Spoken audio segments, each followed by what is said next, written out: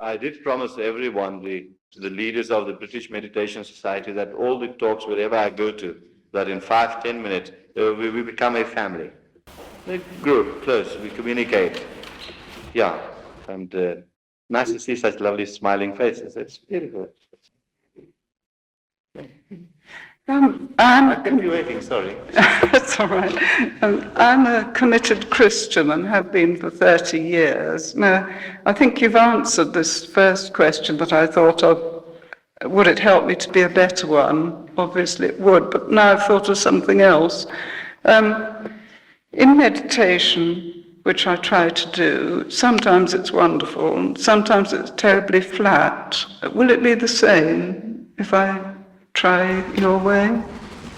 Yes, very good. Now, you are not doing our kind of meditation. No. Right, fine. I haven't, I don't belong, but I want to. Do sit down, we'll go into those details. The lady has been trying her meditations in her own way, which it's apparent that has not been passed on by a guru to her. She might have found this in various kinds of books and done them accordingly. Am I right? Good. You have found your methods of meditation in books. Books and people, yes. But it was not given to you by an expert guru. Yeah, naturally, yes. So the answer is apparent. Sometimes they are good and sometimes they're not so good because they were found from books. They're found from books. Now, there are methods of meditation. Today you can go to a bookstore and buy 1,000 books on meditation. And you might find one form of meditation very attractive to you. Right? Your mind, as we said, the cunning mind, that could find a pro and con for everything, will tell you that this meditation is nice, it's so easy, I can even do it while I'm busy eating. Yeah, it's easy. And people's minds naturally try and pick out the easiest for themselves. Or otherwise, they try and pick out the most difficult for themselves because they like to be challenged. That is the human mind. Either the easiest or the most difficult, because one comes from laziness, the easiest, the other comes from ego, the most difficult. But is that the proper meditation chosen by the person? Now, if we write a letter to a pharmaceutical firm and ask for the list of medicines, then any child can memorize that whole list of medicines. But it's only the doctor that knows which medicine to give to who and for what purpose. So therefore, meditational practices should always be a highly personal and individualized thing. There are many mass movements that would cater for, that gives out practices, a cure-all for everything. I don't know if you remember the olden time cowboy films, where in this village, this one-horse town, this wagon comes in, doctor something. Yes. And he brings out a box of medicines, one box of medicines, which he sells for everyone. A person that is bald and wants to grow hair, same medicine. Person that has a stomach ache, same medicine. Yeah. Now, many movements in commercializing and reaching the vastest amount of people, they had to devise a mass distribution system or a cure-all. Now, in spiritual progression, in spiritual unfoldment, this unfortunately, or fortunately rather, does not apply. Every person is a unique person. You will find that even identical twins are not alike. They differ in some characteristic.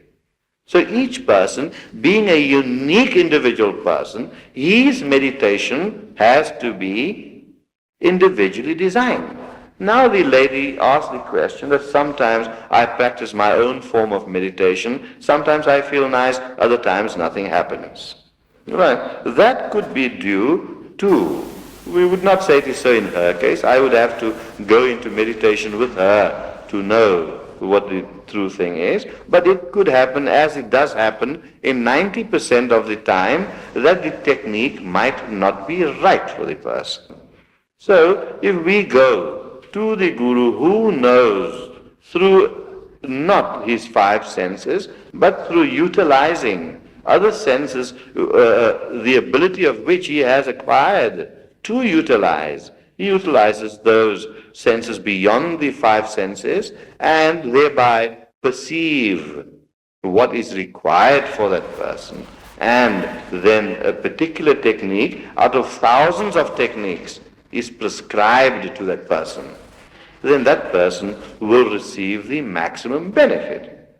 Now, by receiving the maximum benefit also depends upon how the recipient does his or her technique, if it's properly done or not. So therefore, the counselors normally ask them to come back to have the meditations checked, and if there are any errors made, they are guided and helped and counseled.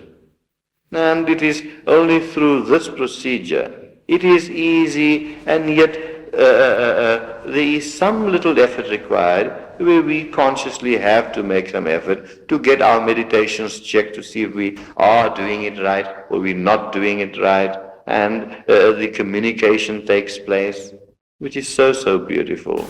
So in your case, I would advise you to be initiated through our British Meditation Society if you have a keen desire to find that divinity within yourself. If you do have the keen desire, and do approach one of the counselors who will advise you on it, and practice the practice given to you, which would be individually for you, and then see how beautiful you will benefit.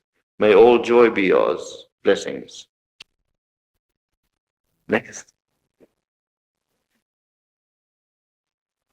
Gururaj, with reference to what you were saying a moment ago, is this meditation movement suitable for people who realize that they do have problems, but who don't have a yearning for specifically spiritual growth, who don't want to hear about things like God and so forth, and also who don't want to enter into a relationship with a guru, and who therefore cut themselves off from Guru Shakti by doing that?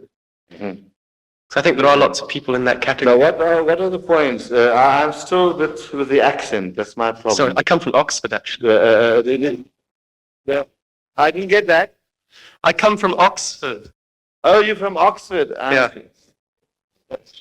Okay. I come from a town where they just had some riots, so the Oxford accent is gone there. Yeah, just give me the points of it, yeah. Okay. He said something about cutting off from Guru Shakti. Yes. Yeah. 2 points.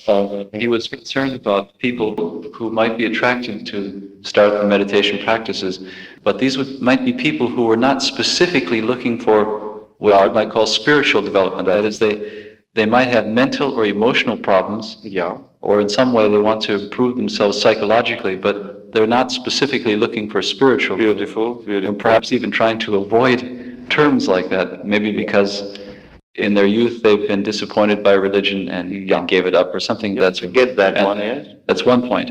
The second point was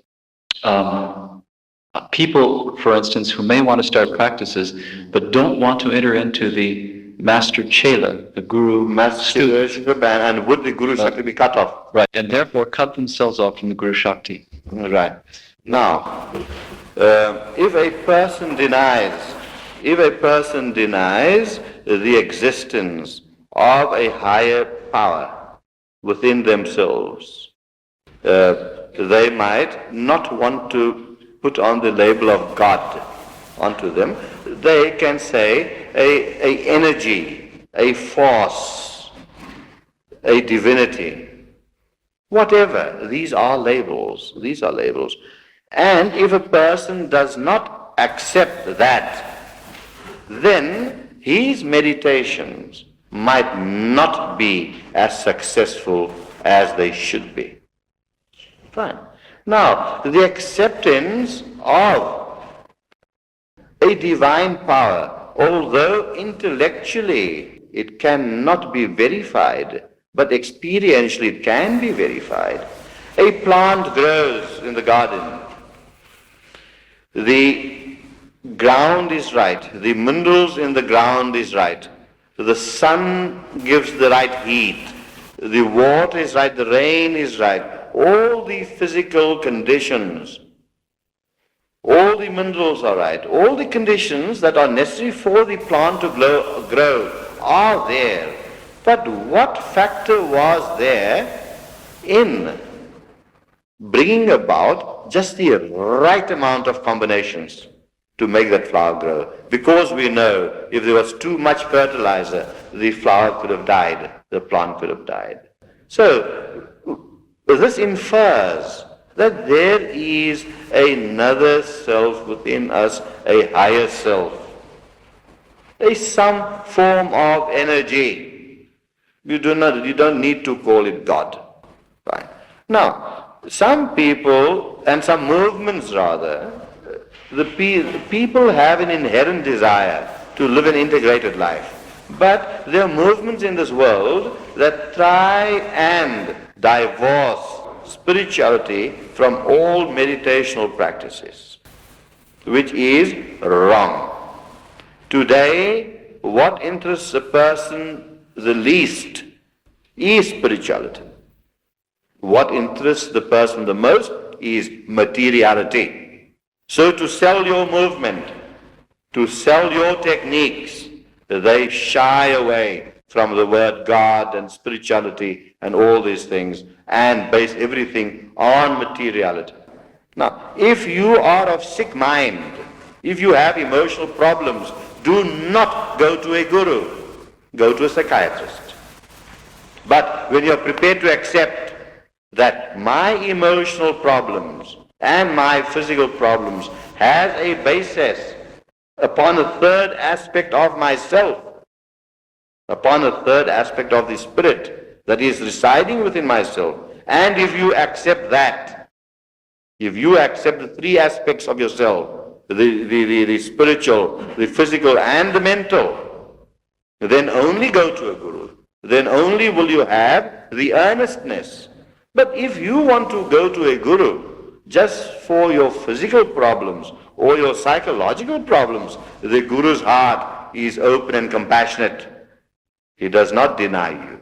And slowly he will bring you to the understanding that by this spiritual process, by this scientific technique, you are drawing upon that infinite reservoir of spiritual energy, and you are infusing it in your mind and in your body and creating a balance whereby your physical and emotional problems will disappear. So a good guru will not even tell you if he sees a sincerity in you about the spiritual side of life. He says, oh, this is your problem. Fine. This is your problem. You are a homosexual. Or you have this problem or that problem. And I can see what is your problem. And I shall not even tell you about the spiritual self, but I shall give you a practice whereby the spiritual self is invoked and a greater balance is created in your life, and where your problem will disappear. That a guru does because of love and compassion. But it does make the work of the guru easier. It does make the work of the guru easier if there is an acceptance of some power that is beyond us. It makes the work of the guru easier. Now, if the chela does not believe in the guru, then does he cut himself off from Guru Shakti? Do not believe in the guru, but believe in Guru Shakti. Huh? Okay. Because this guru sitting here in front of you, I was telling them this morning, is worth 1 shilling and 4 pence chemically. And perhaps with inflation, it could be 2 shillings 8 pence.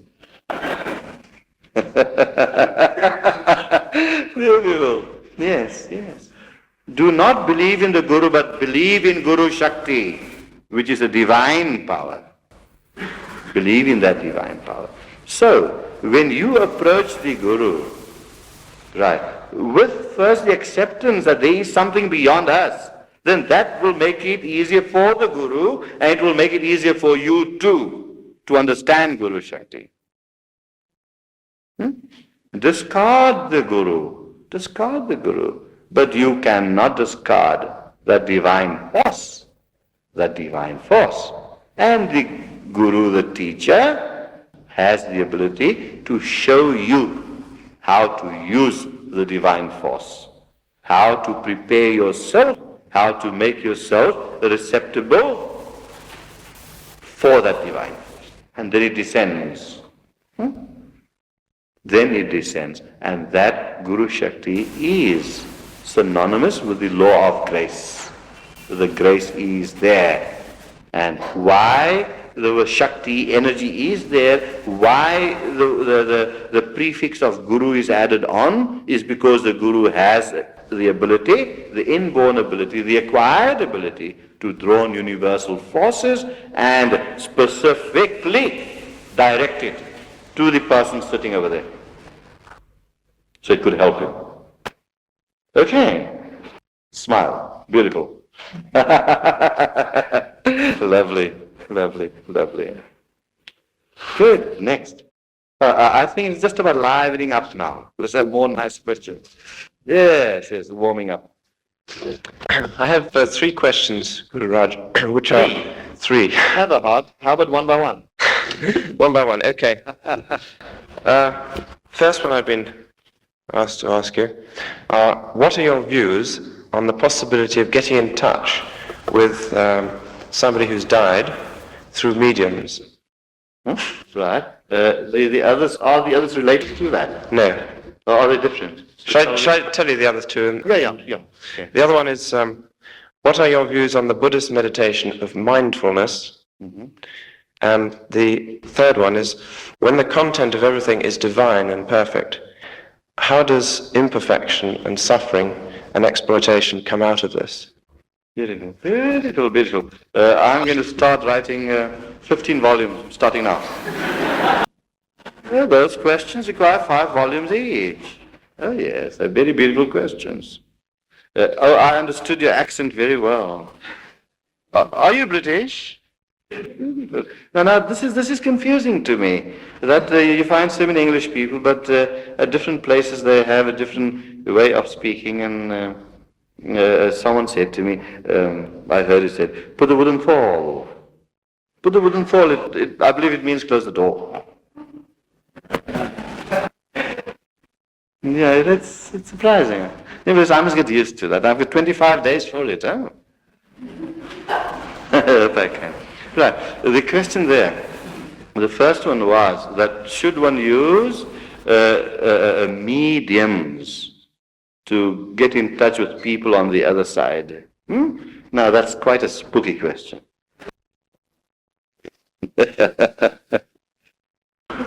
Why, firstly, the question should remain that are there people on the other side?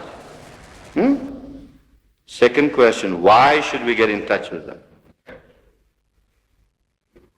Third question, is the medium qualified enough or not? 3 questions there in your one question. Right.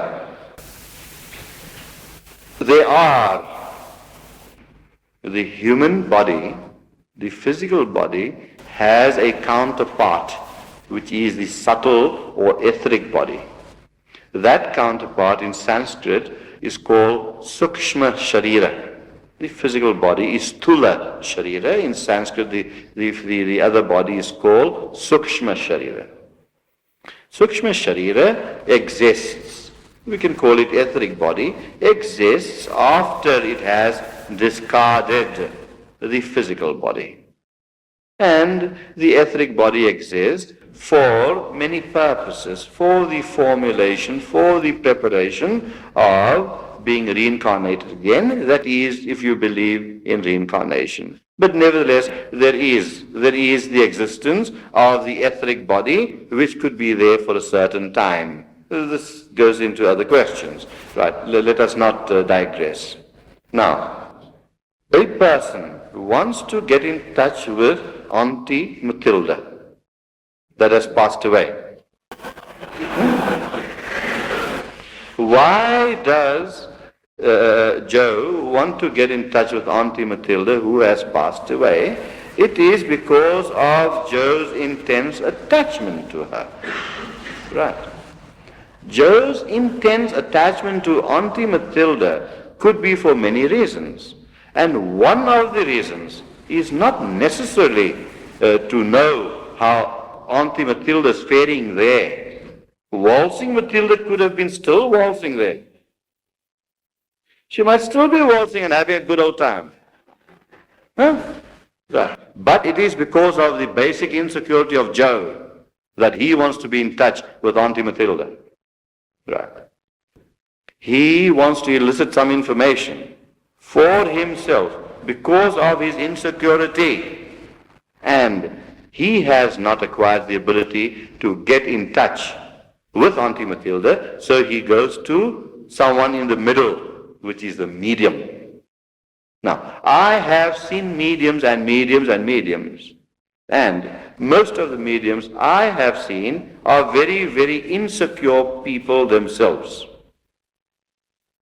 who are so troubled with their nervous systems, their physiological systems, their biological systems, and through their mind, their whole bodies suffer more psychosomatic diseases than perhaps could be put together in Guy's hospital. That's one of your hospitals, huh? Right. So now here, look at the process. Insecure Joe goes to insecure medium to find about insecure Matilda. Now, where is the sense? Didn't I say earlier that the most scarce commodity is common sense? Insecure Joe goes to an insecure medium to find about insecure Matilda. Right. Now, how does the medium work? Now, the medium can work in many ways. I could teach you within 2 months how to read a person's thoughts. Very easy. It is an elementary siddhi. Very easily done. Anyone can learn it in 2 months if they have the yearning and if they are sincere enough. They can learn that. Now, the medium has acquired the ability that while you are sitting on the chair and thinking about Auntie Matilda, right, the medium picks up your thoughts and tells you that, oh, Auntie Matilda is keeping very well and sends her regards. You get astounded that, what a medium. She has made contact on the other side. Meanwhile, what she has really done is only read your mind, and when you leave 10 pounds in the plate. Yeah. Another business. This world is based nothing upon business. Everyone wants to make, like the Americans say, a fast buck. Yes. And they're quite fast at it too.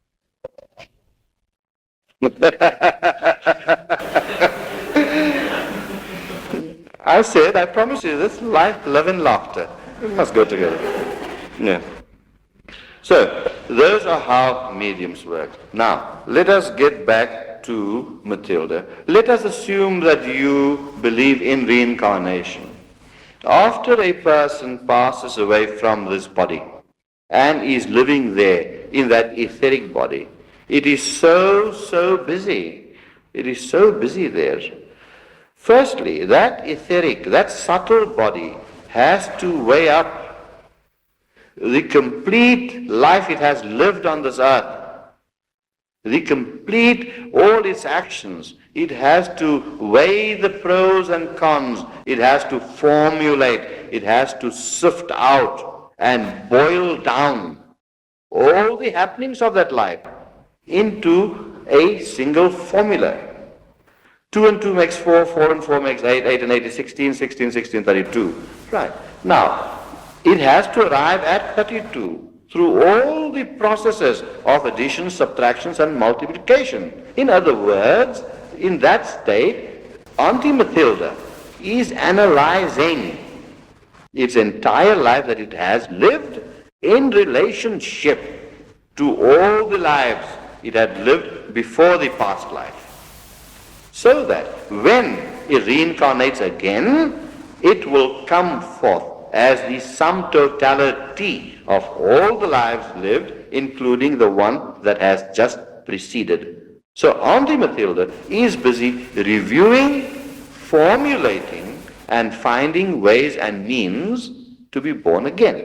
Now, the biggest job it has there is to find the right parents.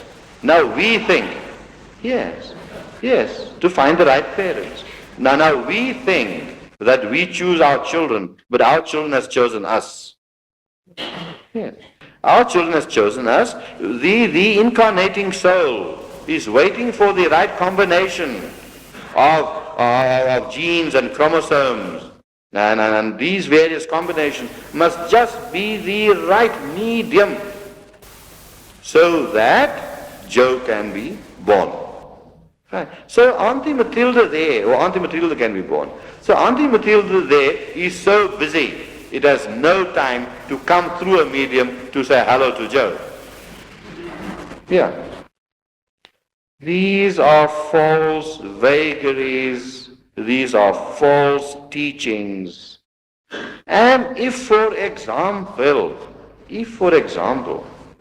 one can be in touch with a spirit, with a disembodied spirit, why be in touch with a disembodied lower spirit when one can be in touch with the divine spirit? Why dabble in spookism? What purpose can it serve? A disembodied spirit is a spirit that has not found rest. That spirit is in so much turmoil and turbulence. Are you going to get the guidance, mental guidance, from a psychiatrist who requires a psychiatrist himself? Huh? No. If you want guidance, you go to a sane person, a balanced person. Now, a disembodied spirit is not a balanced spirit. It's an unstable spirit. And why use such a spirit as a guide when the greatest guide of all, divinity itself, can be your guide? Why take the guidance of a dead spirit when the living spirits are alive that can guide man to a betterment of humanity? To a betterment of himself and of humanity. Fine. That was one question. What was the second part? About Buddhism. What are your views? Yes, Buddhist meditation of mindfulness. Buddhist meditation of mind? Mindfulness. Mindfulness. It's a very good meditation. Now, all these meditations are very good, right? We do not condemn anyone. We do not condone anyone. If you take up Buddhist medicines, you have Buddhist meditations, you have leanings towards those teachings, Buddhistic teachings, and by all means do follow them. But I would say one thing, do have an open mind. Have an open mind. The way of trial and error is there whereby one could find a solution. If you want to go to Birmingham, right, you might take a road that has a lot of traffic, a lot of robots in it. Fine. It'll cause you delays. It'll make you feel irritable, having to stop and start, and the roads are bumpy and the roads are not nice. You can take that road, or you can take the highway. I don't know the names of your roads, motorway. You can take the motorway that takes you directly to Birmingham. Right. So the choice is yours. Man has free will, he must choose himself. Now you mentioned Buddhist meditation of mindfulness, so naturally you must have studied it a bit, and you studied it because you had some inclination for it, some attraction towards it, and if you are doing it, and if you find it beneficial to you, by all means do pursue. But at the same time, always have an open mind. Open mind. And it is only the open mind that blossoms like an open flower. The bud itself, although so beautiful, it can be worth more if it opens. Yes. Okay. Third question. When the content of everything is divine and perfect, how does the imperfections and sufferings and exploitation come into the world in the first place? That is beautiful. That is a question. If the Creator is perfect, why has, to put it in a nutshell, if the Creator is perfect, why has He created imperfection? Right? If the Creator is that of joy, love, then why is there suffering? This has been the greatest question that has puzzled all philosophers throughout this world. Now, from the level of the Creator, there is no suffering. From the level of the Creator, there is only joy. From the level of the Absolute, only joy abounds. But from the level of the relative, there is the suffering. From our viewpoint, we see suffering. But from divine viewpoint, there is no suffering. If we stand at the ocean, we find the waves very turbulent. Fine. But if we go up into the sky, a mile up, that same ocean will seem calm. So it depends. Suffering or no suffering depends upon where we stand. From the angle, from the value of the Absolute, there is no misery and no suffering. But from the angle and value of the relative, everything is a suffering and everything is a misery. So therefore, by the practices of our meditation, we learn to be in touch with the Absolute. We learn to live in the Absolute. And thereby, we do not get affected by any kind of suffering in the world. Because we have now acquired that strength. We can see any kind of suffering objectively. We can see the true worth of it. We can see the changeless amidst the change. And then we can truly say, for this too will pass away. Then we understand the meaning of that injunction. Right. Now that was the practical method. What are the mechanics involved? What are the mechanics in how the Absolute, became the relative? Or did the Absolute really become the relative? What is the difference between the Absolute and the relative? And what are the mechanics of making the Absolute and the relative join hands? Now, can we make the Absolute and the relative join hands? No, because they are forever joining hands. If you can, man must never separate the Absolute from the relative. If you can picture yourself a vast sheet of, say, blue color. At the one end, it's a deep blue. At the other end, gradually it fades, until at the other end it becomes a very fine blue. So, that is the relationship. All existence in the universe is nothing but vibration. And when vibration becomes solidified, to use an analogy, as vapor becomes ice. Vapor is in the subtle form and ice is in the grosser form. So in that way, in this blue expanse of paint we talked about now, at the grossest level, we see the deep blue, that is the relative, that is the creation, while at the subtle level of the finer blue,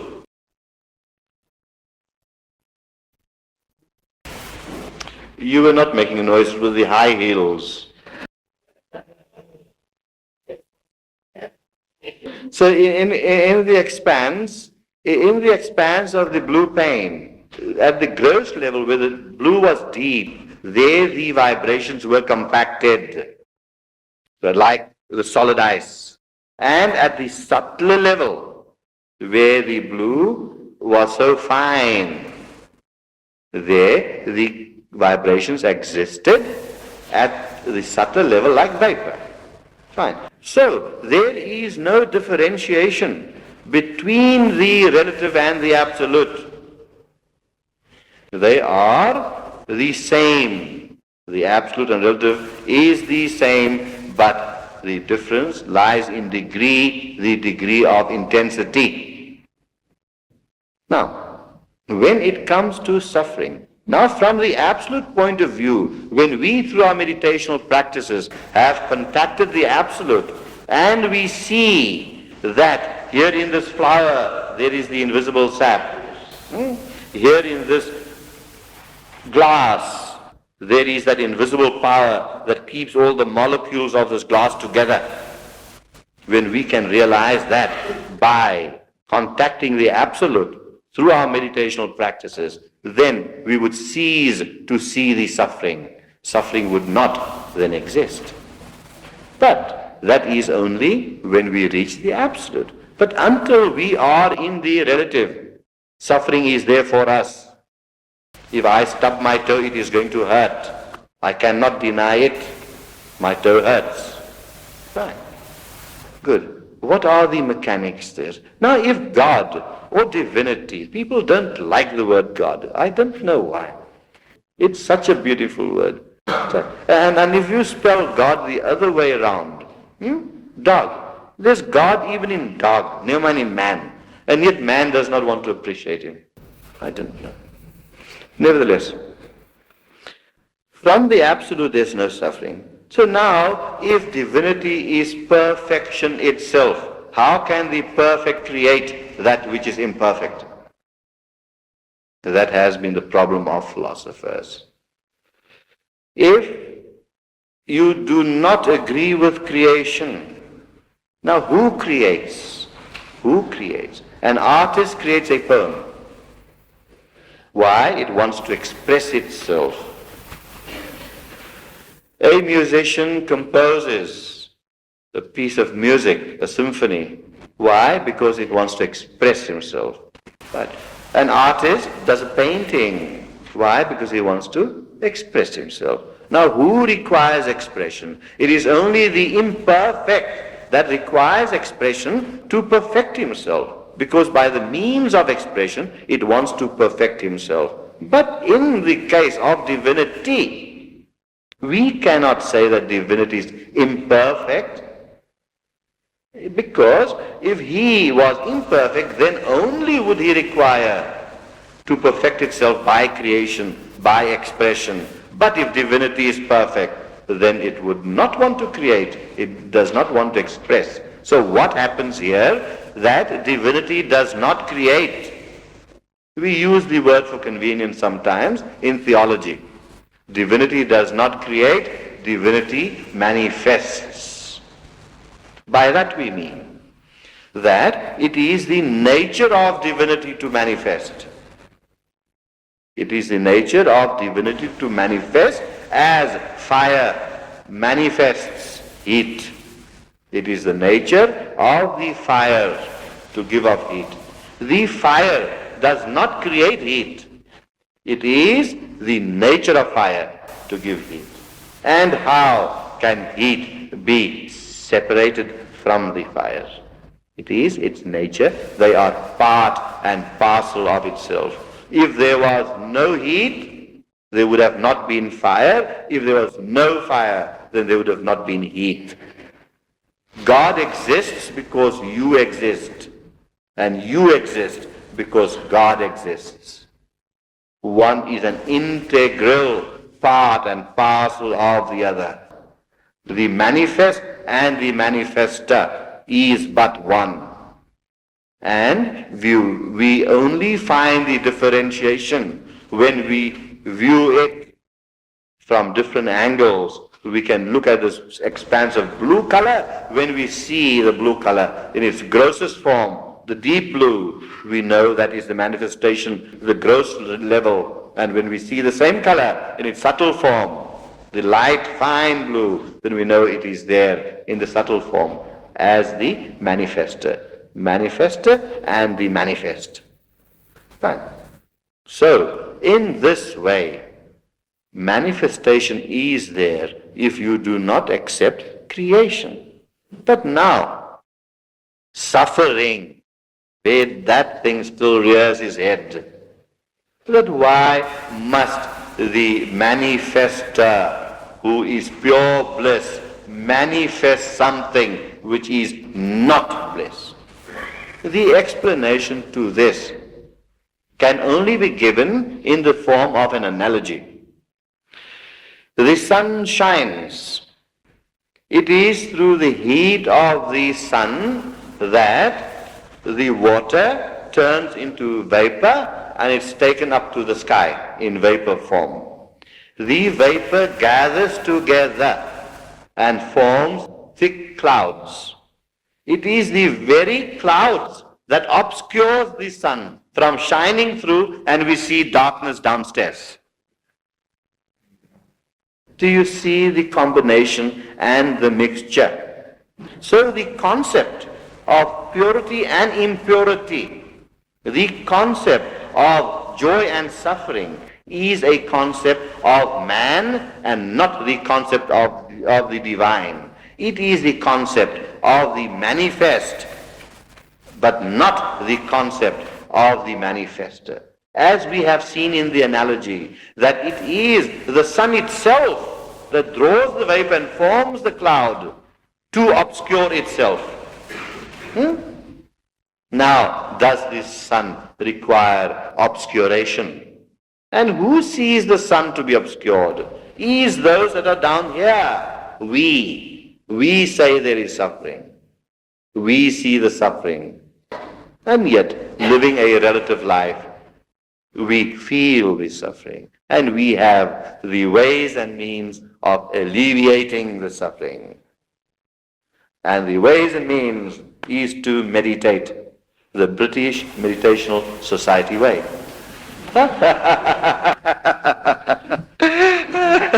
What is it? Oh, it's 12:30. Shall we?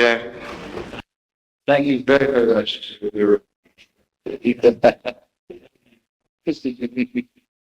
I wanted to make just a brief announcement. The first announcement is that, believe it or not, we start on time and we end on time. The second announcement is that if there's anyone here who is not involved in doing these meditation practices and has an interest in hearing more about it, or who knows that they want to begin practices, whatever, we have some counselors that will be available in the annex back here. They can come after we've broken up the meeting and meet with the counselors back here, find out about introductory lectures and courses that are being offered.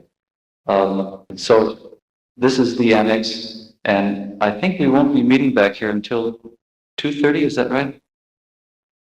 Start at 2:30, right. So the doors will be open again at 2 o'clock so that everyone can be in and be settled by 2:30. And we'll continue then at 2:30. Very much. Could we end with a short prayer? One moment, please. Yes? Could we end with a very short prayer for peace? Yes. I'll take a short prayer.